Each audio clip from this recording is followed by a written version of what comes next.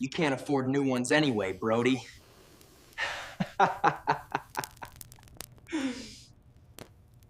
The cafeteria went dead silent when Brody's father walked through the double doors in his work clothes, and that's when everyone realized they'd made a terrible mistake. But that was still 20 minutes away. Right now, Brody sat alone at the corner table, staring at the sandwich he'd brought from home, while 3 tables over, Tucker Brennan was holding court like he owned the place. "Did you see what he's wearing?" Tucker said, loud enough for half the cafeteria to hear. "Same shoes as yesterday, same shoes as last week, actually." Brody kept his eyes on his sandwich.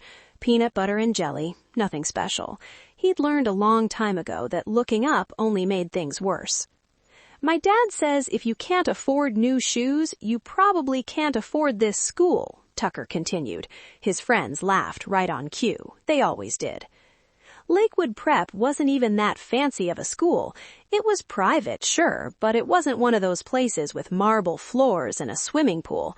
Just a regular brick building with smaller classes and teachers who actually remembered your name.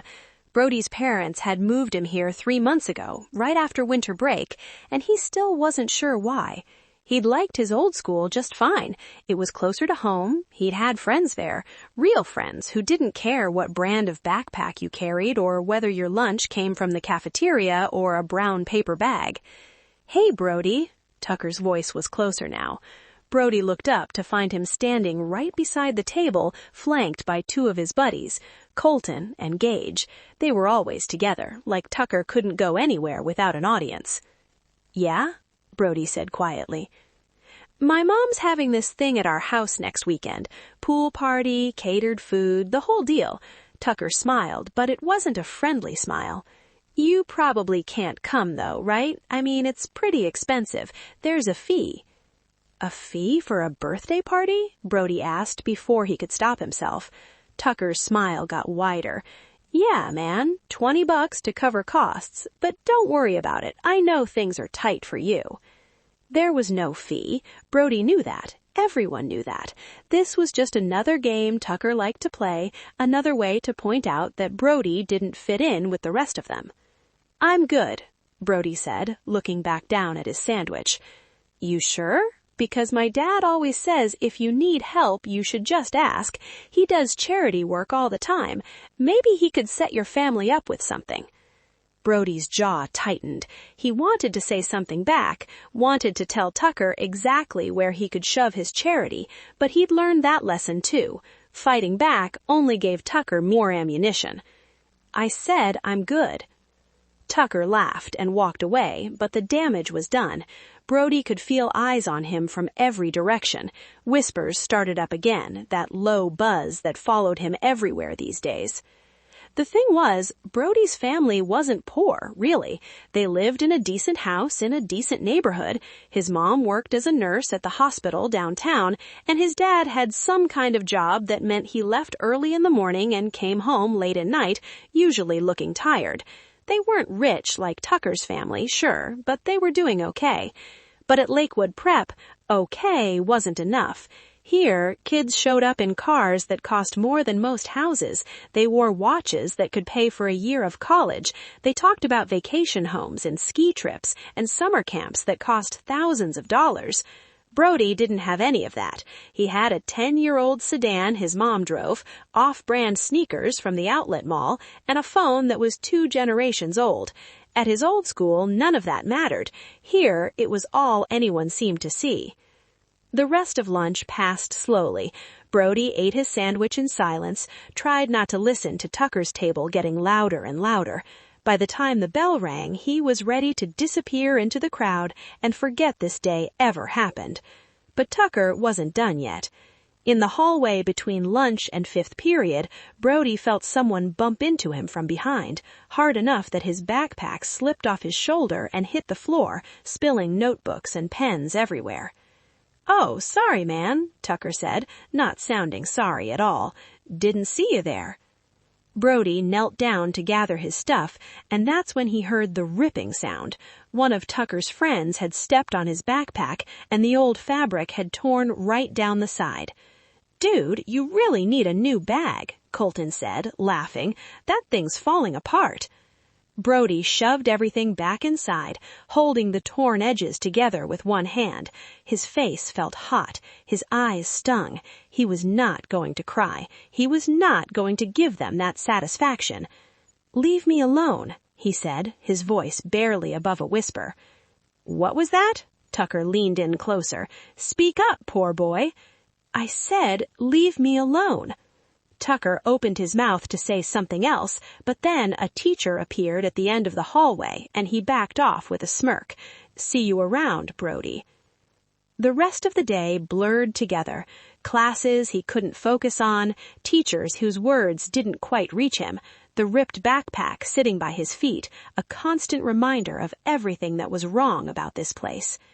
When the final bell rang, Brody grabbed his stuff and headed straight for the front doors. He didn't wait for the bus, he just started walking, even though home was 3 miles away and the afternoon sun was beating down hard. He'd made it about halfway through the parking lot when he heard his name being called from behind. Not Tucker this time. The voice was deeper, older. Brody turned around slowly, and his heart dropped straight into his stomach. His father was standing there, still in his work clothes, standing beside a car he'd never seen before. Not the old sedan. This was something else entirely, something that made every expensive car in the student lot look ordinary. And behind his father, standing in a line like they'd been waiting for orders, were 4 men in dark suits. "Get in the car, son," his father said quietly. "We need to talk."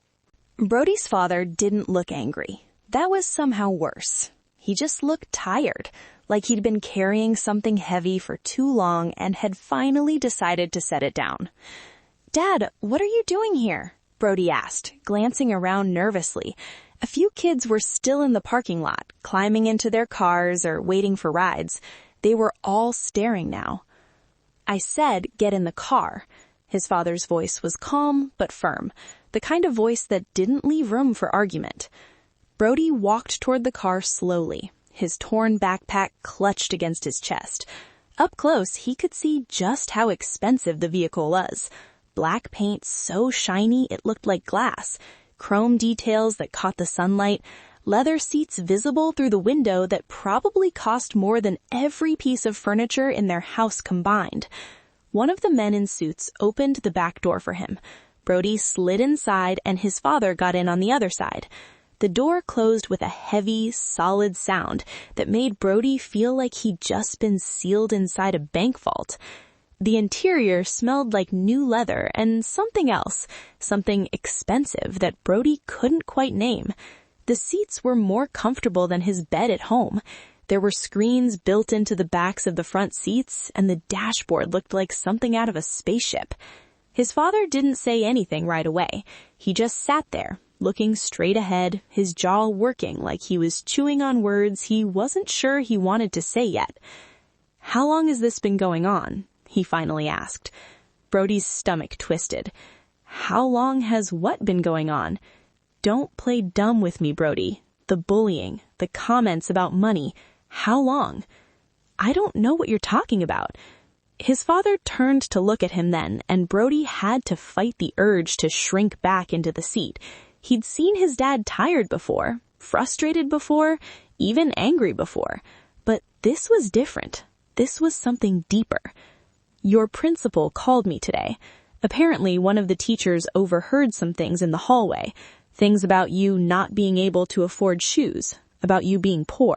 He paused. The principal seemed very concerned. She wanted to know if we needed financial assistance with tuition. Brody felt his face go hot again.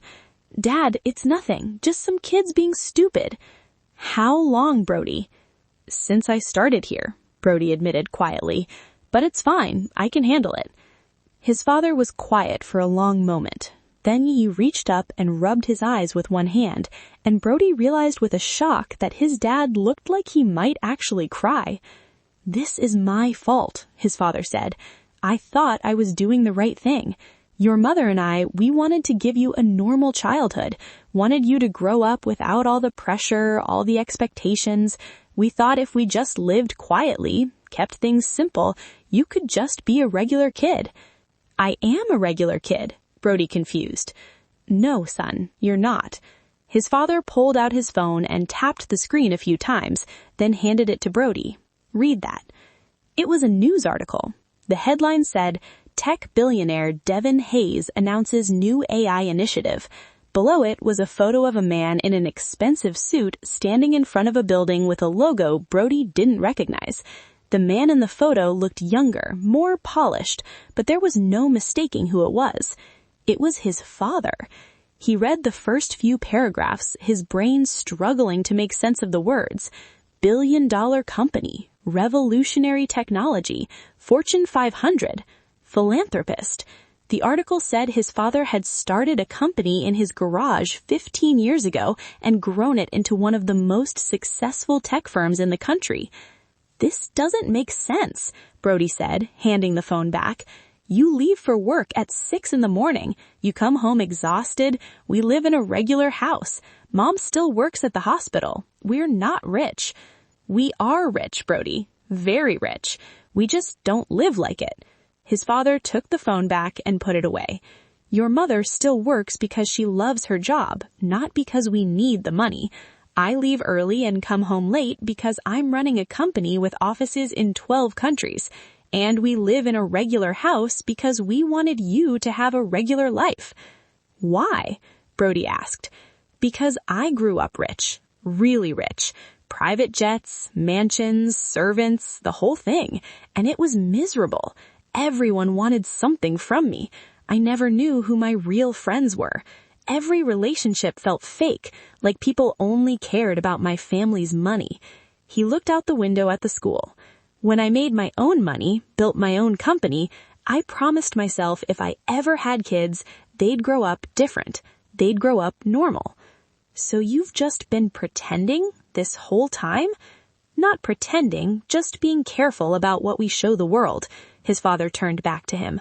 But I didn't think about what would happen when we put you in a school full of rich kids while trying to hide what we have. I didn't think they'd treat you like this.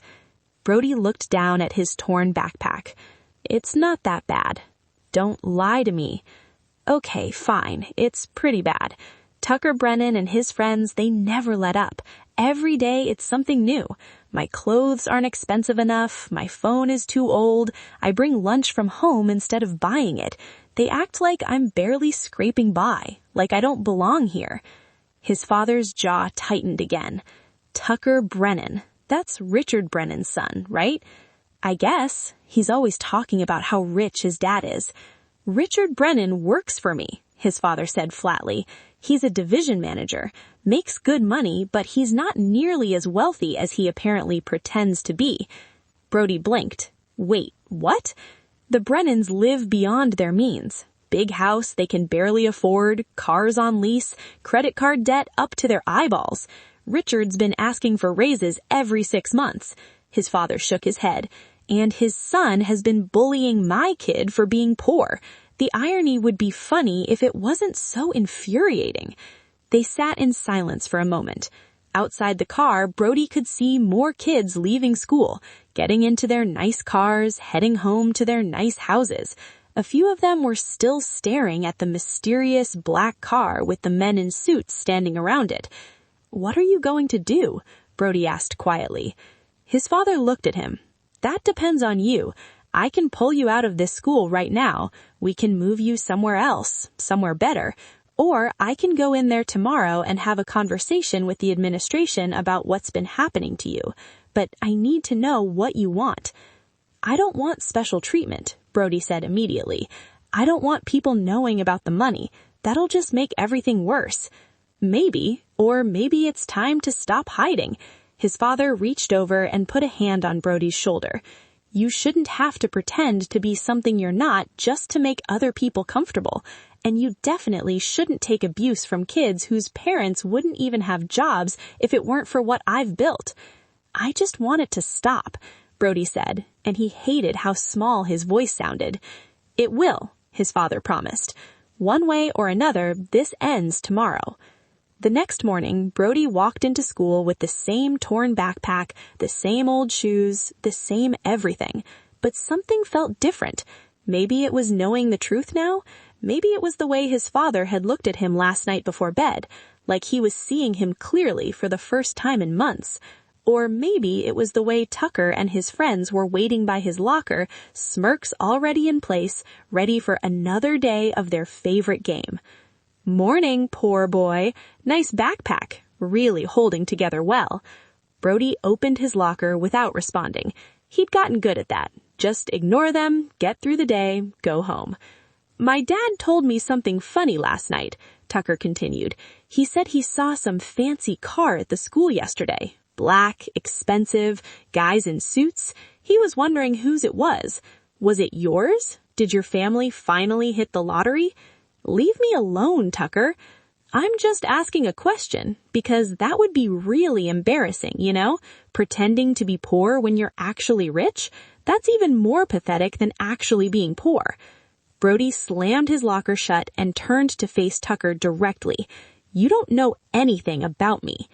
I know you don't belong here, Tucker shot back. Neither do you, Brody said before he could stop himself. Tucker's face darkened. What did you just say? You heard me. For a second, Brody thought Tucker might actually hit him. His fists clenched, his face went red, and the hallway seemed to hold its breath, waiting to see what would happen next. But then someone cleared their throat behind them, and everyone turned to look. The principal was standing there, and next to her, still in his work clothes, was Brody's father. Mr. Brennan, the principal said coldly, my office, now. Tucker's face went from red to white in about half a second.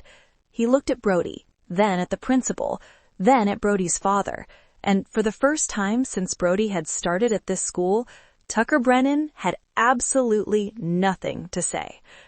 You too, Brody, the principal added, but her voice was gentler when she said his name.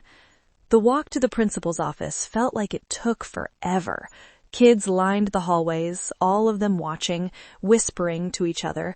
Brody kept his eyes straight ahead, but he could feel Tucker's confusion radiating off him like heat.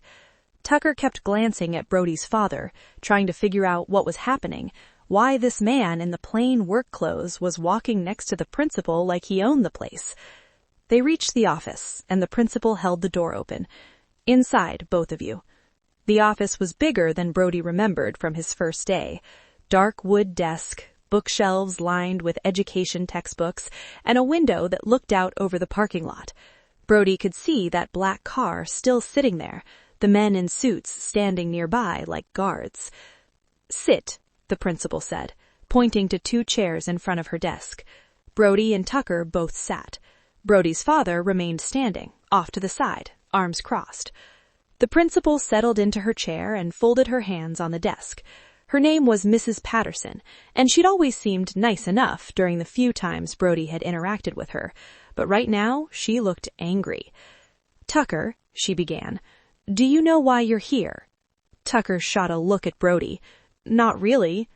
Don't lie to her, Brody's father said quietly. Tucker's head snapped toward him. Who even are you? That's Mr. Hayes, Mrs. Patterson said, Brody's father. Okay, but why is he here? Parents aren't supposed to just show up at school. When a parent calls me at home at 7 in the morning to tell me his son has been systematically bullied for 3 months, I make exceptions. Mrs. Patterson pulled out a folder and opened it. I've spent the last hour talking to teachers, pulling security footage from the hallways and cafeteria, making phone calls. Would you like to know what I found? Tucker shifted in his seat. I haven't done anything wrong. Really? Because I have 3 different teachers who've heard you making comments about Brody's clothes, his phone, his financial situation. I have footage of you deliberately bumping into him yesterday, causing him to drop his belongings, after which one of your friends destroyed his backpack. I have a list of 12 other students who've reported hearing you call him poor boy on multiple occasions. It was just joking around, Tucker mumbled. Joking around, Mrs. Patterson repeated, her voice flat. Tell me, Tucker, when did Brody laugh? When did he seem like he found any of this funny? Tucker didn't answer. Brody's father stepped forward. Let me tell you something about jokes, son. A joke is only funny when everyone's laughing. What you've been doing isn't joking, it's cruelty. And you've been doing it because you thought Brody couldn't fight back. You thought he was weak, that his family had no power, no voice. I didn't mean anything by it, Tucker said, but his voice was getting smaller. Yes, you did. Brody's father moved closer, and Tucker actually leaned back in his chair. You meant every word. You chose him because you could, because in your mind he was less than you. Mr. Hayes, Mrs. Patterson said gently, perhaps we should— No. Brody's father held up a hand. He needs to hear this. Tucker, do you know what your father does for a living? Tucker blinked. He's a manager at some tech company. He's a division manager at Hayes Technologies, my company. I sign his paychecks. Brody's father let that sink in for a moment. Your family's house, your cars, your country club membership, the tuition for this school, all of that comes from the money your father earns working for me. Tucker's mouth opened and closed. No sound came out. And you've spent 3 months tormenting my son because you thought he was poor, because you thought that gave you the right to treat him like garbage. Brody's father's voice stayed level, but there was steel underneath it. How do you think that makes me feel, Tucker, knowing that I'm indirectly funding your lifestyle while you make my son's life miserable? I didn't know. That's the problem. You didn't know because you didn't care to know. You saw what you wanted to see and decided that was enough. Brody turned to Mrs. Patterson. I want him suspended, minimum 1 week, and I want his parents called in for a meeting. Mrs. Patterson nodded. Already done. His father is on his way. Tucker's eyes went wide. You called my dad? He's going to kill me. He should be more worried about whether he still has a job, Brody's father said coldly. Mr. Hayes, Mrs. Patterson said, I understand you're upset, but we need to handle this appropriately. I am handling it appropriately. Richard Brennan has been asking for raises while his son bullies my child. That shows a fundamental lack of judgment and character that reflects poorly on him as a parent and as an employee. He looked at Tucker. Actions have consequences. You're learning that today. Your father's about to learn it too. Brody had been quiet this whole time, just watching everything unfold. Part of him felt vindicated, seeing Tucker squirm like this, seeing the fear in his eyes. But another part felt almost bad. Almost. Dad, Brody said quietly. His father turned to him. What is it, son? Can I say something? Of course. Brody looked at Tucker, really looked at him, without the smirk, without the confidence. Tucker just looked like a scared kid. Why? Brody asked. Why did you do it? What did I ever do to you? Tucker stared at his hands. I don't know. That's not good enough. Tucker swallowed hard. Everyone here has money. Everyone's always trying to prove they have more than everyone else. My dad's always stressed about bills, about keeping up, about making sure we look like we fit in. When you showed up with your old backpack and your regular clothes, I don't know, it made you an easy target. So you kicked down instead of dealing with your own problems, Brody's father said. Tucker nodded miserably. The office door opened, and a man rushed in. He was wearing a suit that looked expensive, but not quite expensive enough, and his face was red from running. I got here as fast as I could. Mrs. Patterson, what's this about? I'm in the middle of a very important— He stopped when he saw Brody's father. His face went completely white. Mr. Hayes, he said, and his voice cracked slightly. I didn't realize— Nobody told me you were— Sit down, Richard, Brody's father said. Richard sat down in the chair next to his son like someone had cut his strings. Sir, if this is about the Henderson account, I can explain. This is about your son bullying my son for the past 3 months. Richard looked at Tucker, then at Brody, and understanding slowly dawned on his face. Oh, God! Your son has been calling my son poor boy, making fun of his clothes, his phone, his financial situation. He destroyed Brody's backpack yesterday. He's made school a nightmare for him. Brody's father stepped forward. And you know the best part, Richard? He did it because he thought my family was struggling. He thought we were beneath him, beneath you. Mr. Hayes, I swear I didn't know. I never told Tucker about work, about who I work for. That's part of the problem. You didn't teach him humility. You didn't teach him empathy. You taught him that people are worth less if they have less, or appear to have less. My family has more money than you'll see in 10 lifetimes, Richard. We just chose to live quietly. We chose to teach our son that character matters more than cars and clothes. Richard Brennan looked like he might throw up. Sir, please, I have a mortgage, car payments, my wife's medical bills. I know all about your finances, Richard. I know you're leveraged up to your eyeballs trying to maintain a lifestyle you can't actually afford. I know you've been coming to me every 6 months asking for raises, and now I know your son has been making my son's life hell because you've apparently taught him that wealth equals worth. Dad, Tucker said suddenly, I'm sorry. I'm really sorry. Sorry doesn't cut it, Richard snapped, and Brody saw real fear in the man's eyes. Not fear for his son, but fear for himself, for his job, for everything he'd built on borrowed money and borrowed time. Mrs. Patterson cleared her throat. Mr. Brennan, Tucker is being suspended for 1 week, effective immediately. When he returns, he'll be on strict behavioral probation. Any further incidents will result in expulsion. That's fair. More than fair. Tucker will apologize. We'll make this right. Will you? Brody's father asked. Because here's what I see, Richard. I see a man who's more worried about his job than about the fact that his son has been cruel to another child. I see someone who's already calculating how to smooth this over rather than actually addressing the problem. That's not true. Your son needs therapy. Your family needs to have some serious conversations about values and priorities, and you need to think long and hard about the example you've been setting. Brody moved toward the door, then stopped. You're not fired, Richard. Not yet, but you're on thin ice, and if I hear about Tucker or any other student bothering my son again, we'll be having a very different conversation. Yes, sir. Thank you, sir. Brody's father held the door open and Looked at Brody. Come on, son. We're leaving. I'm taking him out of school? Mrs. Patterson asked. Just for today. He'll be back tomorrow. Brody's father smiled slightly, but tomorrow's going to look a little different. They walked out together, leaving Tucker and his father in the office with Mrs. Patterson. The hallways were empty now, everyone in class, but Brody could feel the weight of what had just happened settling over the whole school. In the parking lot, his father stopped by the black car. The men in suits were still there, and up close, Brody realized they were probably bodyguards or security or something. I'm sorry, Brody said. His father looked surprised.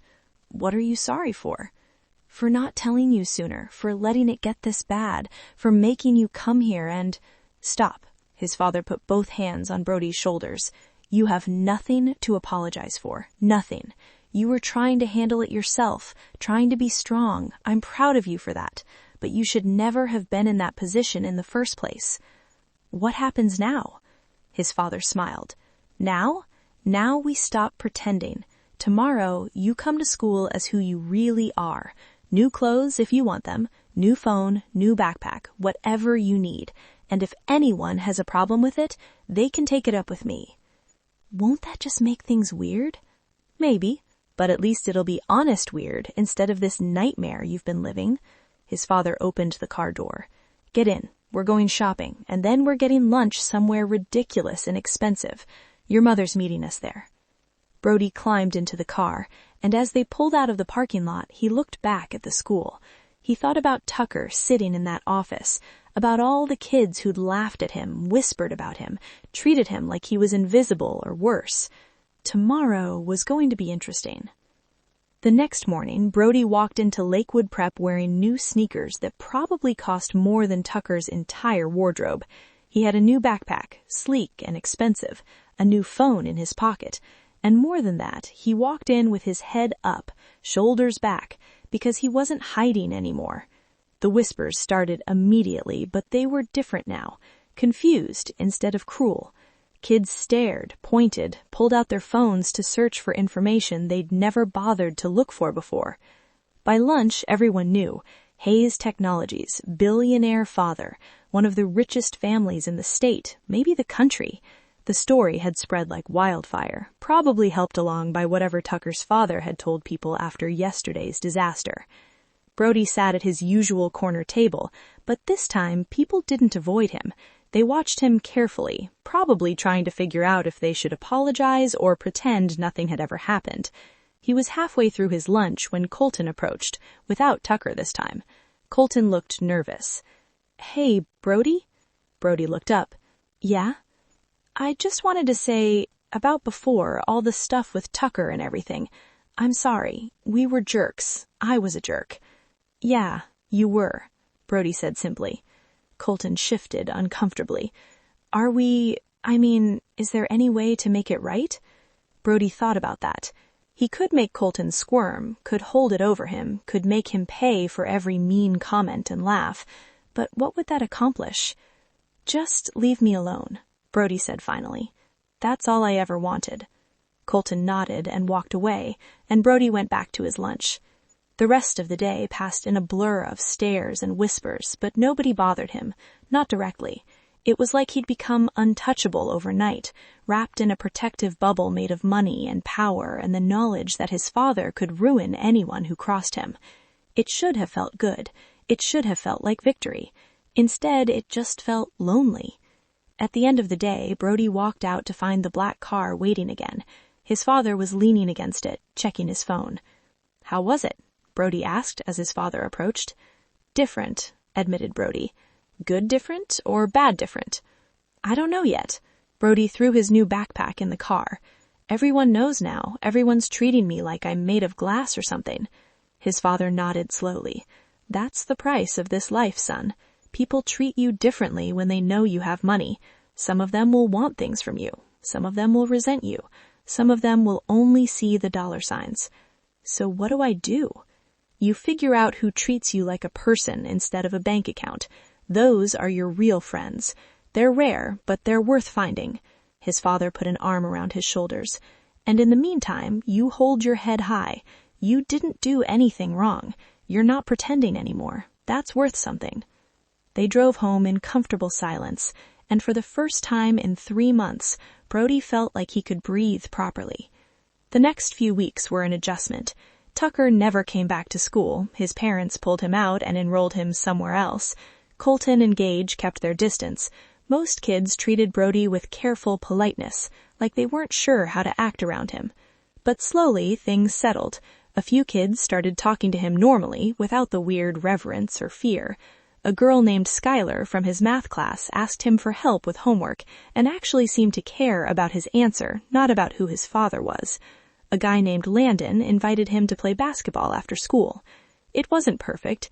It wasn't like his old school, where friendships had been easy and uncomplicated, but it was better than before, better than being invisible, better than being tormented. One afternoon, about a month after everything had changed, Brody's father picked him up from school for a dentist appointment. As they drove past the parking lot, Brody saw a kid sitting alone on a bench, backpack next to him, staring at his phone. "Dad," Brody said suddenly, "can we stop for a second?" His father pulled over. "What's wrong?"